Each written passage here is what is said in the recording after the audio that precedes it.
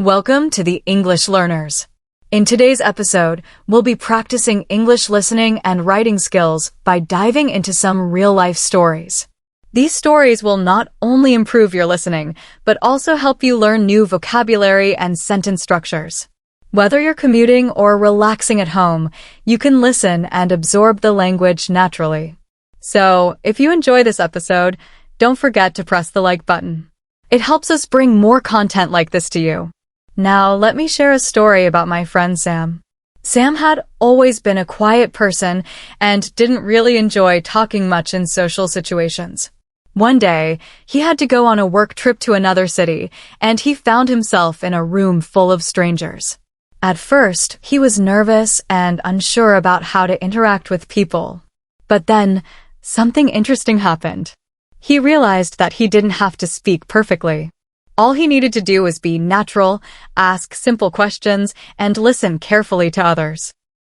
Sam started talking to a colleague named Emily, who was really friendly and explained how she had worked with international clients for years. Emily shared a story about a challenging project, and Sam was amazed at how much he could learn by just paying attention. What did Sam learn from this experience? He realized that the more you listen, the better you get at speaking. Not just in terms of vocabulary, but also in understanding how conversations flow. It's something we all can apply in our own daily interactions. Just imagine, by listening more, you'll notice how people use phrases and words in a natural, casual way, which is perfect for writing too. Let me tell you another example. I remember my trip to Paris. I was with my husband, Mark, and we were trying to find our way through a crowded market. We needed to ask for directions. As we approached a local vendor, I nervously said, "Excuse me, could you tell me how to get to the Eiffel Tower?" The vendor smiled and pointed us in the right direction. He didn't speak perfect English, but he used simple, clear phrases that I could understand easily. Listening to him carefully not only helped us find our way, but also taught me some useful, travel-related vocabulary that I've used again since then. So, how can you improve your English by listening to stories like these? Well, it's simple. The more you listen to different situations, whether they're travel, work, or daily life, the more you'll pick up. Each story teaches you something new, and with each new word or phrase you hear, you'll get closer to sounding more natural in your own conversations. All right, let's continue with another story. This time, I want to share a story about my friend Jake, who lives in New York. Jake works in a busy office downtown, and his job involves a lot of meetings and presentations. A few months ago, he was given the task of presenting a new project idea to a group of important clients. At first, he was nervous because this was his first big presentation, and he didn't want to make any mistakes. The night before the meeting, Jake called me and asked for some advice. He said, "Natasha, I don't know if I can do this. What if they don't understand me?" I told him that the key was to be clear and confident in his delivery. I reminded him that no one expects him to be perfect. As long as he communicated his ideas clearly and with confidence, he would do great. The next day, Jake stood in front of the clients and began his presentation. At first, he felt a little nervous, but as he went on, he realized that the more he focused on what he was saying, the easier it became to express his thoughts. He used simple language and made sure to explain his ideas step by step. After the presentation, one of the clients named Sarah complimented Jake. She said, "I really appreciated how clearly you explained everything. It made it easy for us to understand your ideas." Jake learned something important that day. He learned that speaking English in a professional setting doesn't require fancy vocabulary or complex sentences. What matters most is being clear, direct, and confident. It's all about getting your message across in a way that others can understand, and listening to feedback from your audience is key. So how can this story help you with your English listening and writing skills? Well, when you listen to stories like Jake's, you learn how to handle different situations, like giving presentations or talking to clients. You pick up new phrases and expressions that are used in everyday professional life, and you can use these in your own conversations or writing.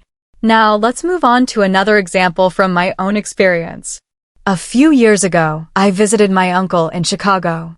He's an entrepreneur, and he runs his own small business. One afternoon, we went to a local cafe, and while we were there, he bumped into one of his old friends named David, who owns a restaurant in the city. They started talking about their businesses and how things were going. David shared a story about how he had to quickly adapt his restaurant's menu when a new competitor opened nearby. He explained how he listened carefully to what his customers wanted, and based on their feedback, he made changes that helped his business grow. Listening to David's story made me realize how important it is to pay attention to people's needs and make decisions based on what you hear. Whether you're running a business or simply having a conversation with a friend, being a good listener helps you understand the situation better and come up with the right response. By listening to real-life situations like this, you're not just improving your ability to understand spoken English, but you're also learning how to write about different scenarios. For example, if you were to write about a business situation like David's, you could use simple but effective phrases to describe challenges, solutions, and the results of decisions. This practice helps you become more confident in both your speaking and writing skills. These stories show us that improving English isn't just about learning new words. It's about understanding how to use those words in real-life situations. The more you listen to stories like these, the more you'll develop a natural sense of how English works in different contexts, whether you're at work, meeting new people, or just having a casual conversation. Listening to real-life stories helps you understand the language on a deeper level. Let's continue, and this time, I want to share a longer story that will give you even more practice with English listening and writing skills. I'm going to tell you about my friend Mike, who lives in Los Angeles. Mike works as a project manager at a technology company, and his job involves a lot of communication with clients, team members, and other companies. A few months ago, Mike was in charge of organizing a major presentation for a potential new client. This new client was a huge company, and they were considering partnering with Mike's company for a big project. Mike was excited about the opportunity, but also nervous. He had never worked with such a large client before, and he wanted to make a good impression. He was preparing for weeks, making sure the presentation would be perfect. He spent hours putting together slides, researching the client's needs, and rehearsing what he would say. He even asked his colleague Sarah to help him practice. The night before the big presentation, Mike called me. He said, "Natasha, I don't know if I'm ready. What if I forget what I'm supposed to say? What if they don't like our ideas?" I could hear the anxiety in his voice, so I gave him some advice. I told him, "Mike, it's okay to be nervous. But remember, the most important thing is to stay calm, listen carefully to the client's questions, and be confident in your answers. You don't have to say everything perfectly. Just make sure you communicate clearly and focus on what matters most." The next day, Mike went to the meeting. He was still nervous, but he tried to stay focused on the task at hand. As he started presenting, he could feel his nerves melting away. He began to speak clearly and confidently, explaining the project plan in simple but effective language. During the meeting, the client, a man named John, asked several questions. Mike listened carefully to each question and answered them in a clear and professional way. He didn't try to impress the client with complicated language or technical jargon. Instead, he focused on making his points in a straightforward, easy-to-understand manner. At the end of the meeting, John told Mike, "I appreciate how clear you were in your explanations. It's not just about the details. It's about how well we understand each other." Mike felt relieved, and later, he told me how much he had learned from the experience. He realized that listening to the client's questions and responding with clear answers was the key to building trust and understanding. By not overcomplicating things and focusing on clear communication, he was able to create a good impression and, in the end, secure the deal. This story teaches us an important lesson about the power of listening and clear communication. Mike didn't rely on fancy words or complicated sentences. He focused on understanding the client's needs and responding in a way that made sense. Listening carefully to what others say, especially in business situations, is one of the most important skills you can develop in English. Now, I want to share another story from my own life. A few years ago, I visited my cousin Jessica in Miami. Jessica works as a marketing director for a small company, and she's always busy planning events and meetings. One day, she invited me to join her at a networking event for local businesses. At first, I wasn't sure what to expect, but Jessica explained to me that networking events are all about meeting new people and forming connections. She said, "Natasha, if you want to get ahead in business, you need to be able to talk to anyone and make a good impression quickly. It's all about listening to what others are saying and responding in a way that shows you're interested in their ideas." When we arrived at the event, Jessica introduced me to a woman named Olivia, who owns a small bakery in the area. Olivia started talking about the challenges she faced in running her bakery, especially with the competition from larger chains. As Olivia spoke, Jessica was actively listening, nodding, and asking thoughtful questions. Olivia appreciated Jessica's interest and started sharing more details about her business. At one point, Olivia said, "If I could just figure out how to reach more customers online, I know my business would grow." Jessica listened carefully and then offered some advice. She said, "Have you tried using social media more effectively? I've worked with businesses before that saw a big boost in customers just by being more active online." That conversation stuck with me because it showed how effective listening can lead to great opportunities. By paying attention to what Olivia was saying, Jessica was able to offer valuable advice that could help her business grow. This is a perfect example of how listening and responding with thoughtful suggestions can strengthen relationships and lead to new opportunities. And of course, this is something you can apply in your own conversations as well, whether in a business setting or in daily life. Now let's talk about how these stories can help you with your English. In both stories, Mike and Jessica had to listen carefully to others and respond in a way that made sense. By practicing your listening skills, you'll start to notice how native speakers use phrases and expressions in different situations. For example, when you're at a business meeting, you'll hear phrases like, "Could you clarify that?" Or, "What's your take on this?"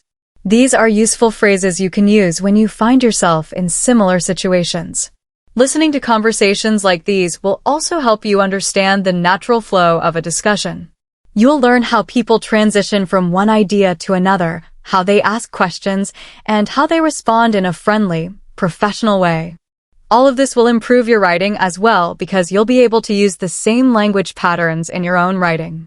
When you write emails, reports, or even social media posts, you'll have a better sense of how to structure your sentences and use words that sound natural. One of the best ways to improve your listening and writing skills is by exposing yourself to real-life situations like these. The more you listen to stories about work, business, and everyday life, the more you'll learn how to communicate effectively in English. And the more you practice, the more confident you'll become in your ability to speak and write in a way that sounds natural and fluent. Let me continue with another long story that will give you more practice. I want to tell you about my friend Robert, who lives in Dallas, Texas. Robert works as a financial analyst for a large corporation, and his job requires him to work with numbers, budgets, and reports every day. But despite being really good with numbers, Robert had never been very confident when it came to speaking in front of a group or presenting his ideas. A few months ago, Robert's company asked him to present an important financial report to the executive team. The report contained detailed financial projections and analysis of the company's performance over the past year. Robert was nervous about the task because he had always been more comfortable working with spreadsheets than talking to people, especially executives who were much more experienced than him. He had never given a presentation in front of such an important audience, and he wasn't sure if he could explain the numbers clearly enough. Robert called me for advice, and he was worried about whether his English was good enough to explain all the financial details. I told him that one of the most important things to do in a presentation is to keep it simple. You don't have to use complex language or try to impress people with big words. Instead, you need to focus on making the key points easy to understand. So, I suggested that he practice explaining his ideas in simpler terms, breaking down the numbers and focusing on what they meant rather than just showing lots of data. I also told him that it would be a good idea to practice in front of a friend or colleague to make sure he felt confident. The night before his big presentation, Robert was still feeling nervous. He practiced his presentation several times, going through each slide and making sure he could explain every detail. He even wrote down some key phrases he could use if he got stuck. He spent hours rehearsing, but he still wasn't sure if he would be able to handle the pressure the next day. The day of the presentation arrived and Robert was extremely nervous as he walked into the conference room. He was ready to speak, but his heart was racing and his hands were shaking. But as soon as he began talking, something amazing happened. He realized that he didn't have to memorize every word or be perfect. All he had to do was stay calm and explain the key points clearly. He used simple language to explain the numbers, and he made sure to pause and ask if anyone had questions. Slowly, his nervousness started to fade. Robert's clear explanations and simple language helped the executive team understand the report, and in the end, they were impressed with his work. After the presentation, Robert was relieved, and he shared his experience with me. He told me, "Natasha, I didn't realize how important it was to speak in a way that everyone could understand. I always thought I needed to use complicated terms, but keeping it simple actually worked better. I feel so much more confident now." Robert's story shows us that when you focus on clear communication and understanding your audience, you can overcome your fears and speak confidently, even in challenging situations. Now, let's talk about how this story can help you with your English. First of all, Robert's story shows the importance of simplifying your language, especially when you're presenting information to a group of people. In English, there are many ways to explain complex ideas, and using simpler phrases and words often makes things clearer. For example, instead of saying, "In light of the recent economic downturn, our financial forecast indicates a significant decrease in profit margins," Robert might say, "Our company is making less money because of the recent economic situation, and our profit is expected to drop." Both sentences explain the same thing, but the second one is much easier for everyone to understand. By practicing your listening skills with stories like Robert's, you'll get used to hearing how people explain complex ideas in simple, straightforward ways. You'll hear how they break down difficult concepts and make them more accessible to their audience. These are the kinds of skills that will help you in your own conversations and presentations. You'll also become more comfortable with the types of phrases people use in business situations, such as, "Let me break it down for you," to put it simply, or "What this means is." These are all useful expressions to learn because they can help you explain your ideas more clearly. Now, let's move on to another story that will help you improve your listening and writing skills.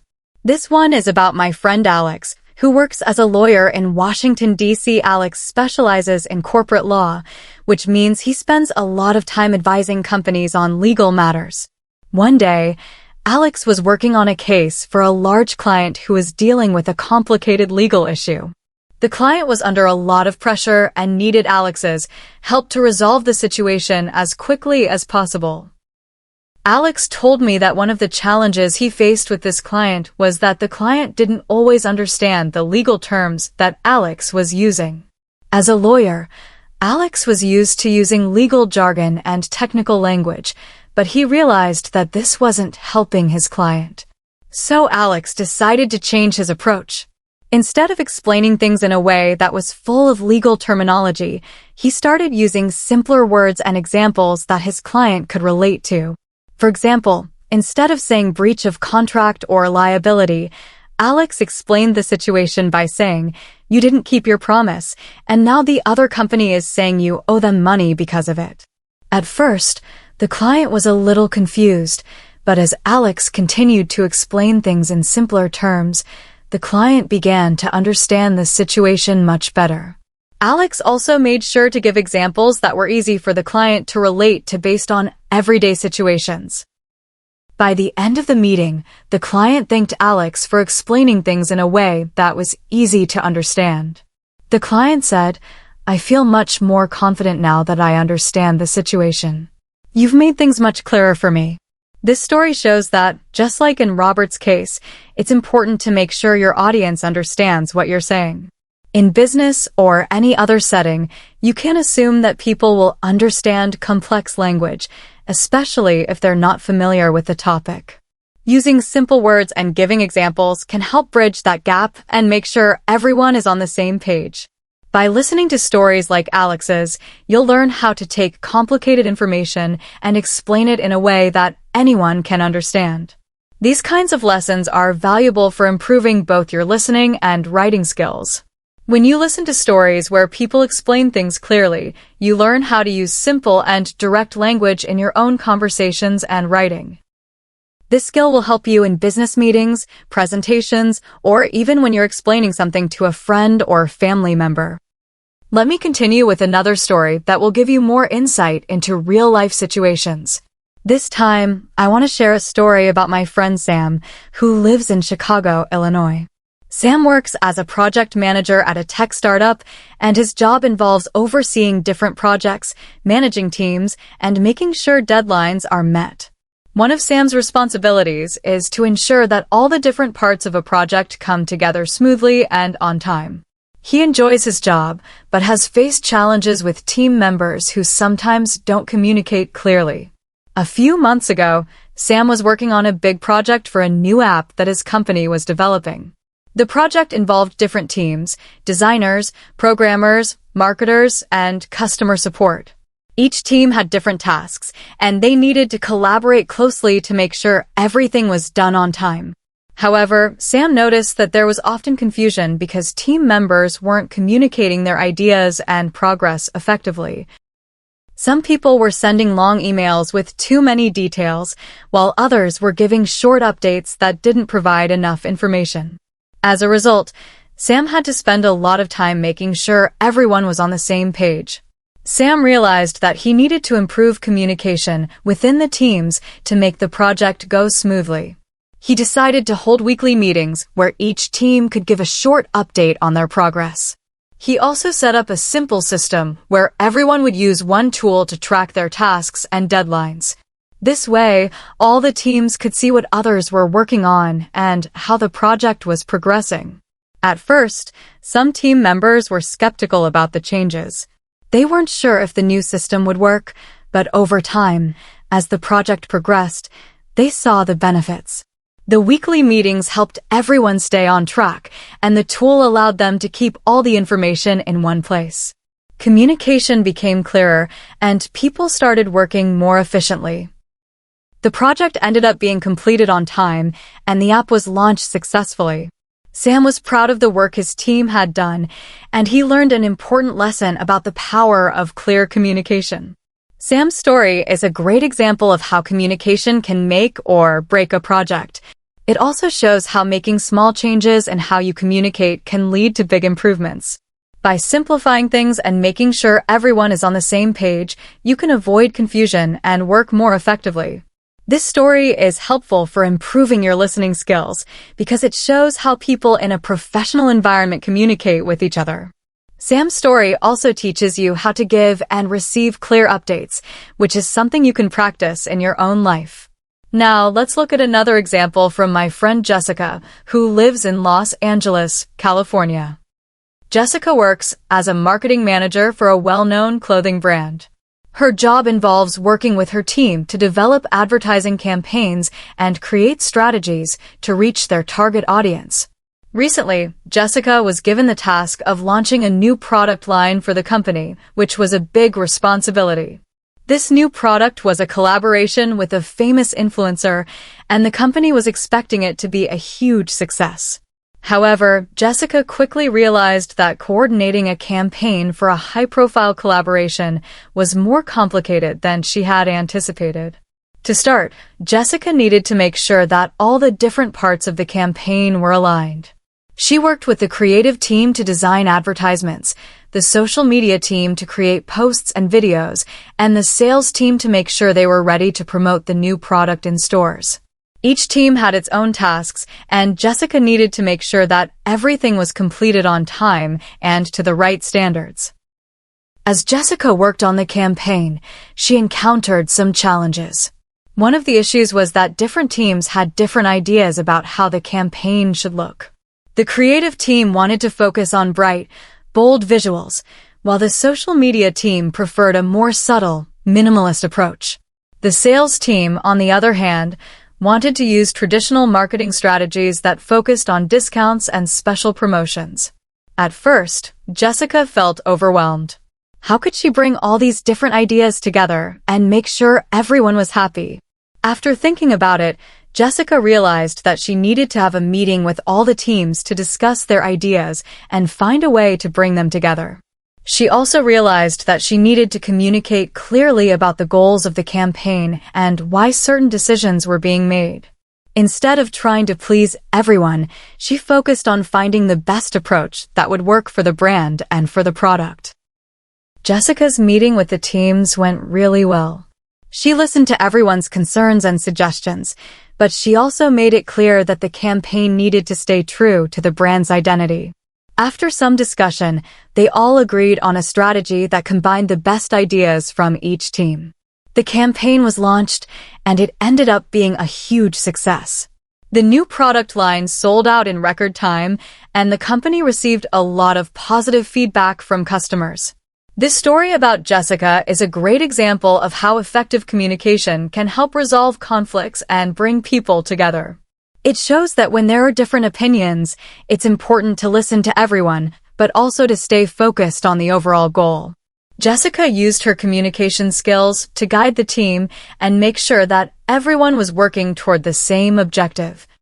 For you, listening to stories like Jessica's will help you understand how people communicate in the workplace and how they solve problems through collaboration. Just like Sam and Jessica, you will encounter situations in your own life where clear communication is key. Whether it's in school, work, or even with friends and family, being able to express yourself clearly and listen to others is essential.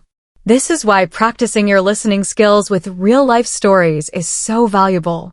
As you listen to these examples, you can pick up on the language people use in different situations and start to use it in your own conversations. Now, I want to share one more story with you, this time from my friend Michael, who lives in New York City. Michael works as a software engineer, and he's part of a team that develops mobile applications. One of Michael's projects was to create an app that would help people track their daily activities and set personal goals. It was an exciting project, but Michael faced many challenges along the way.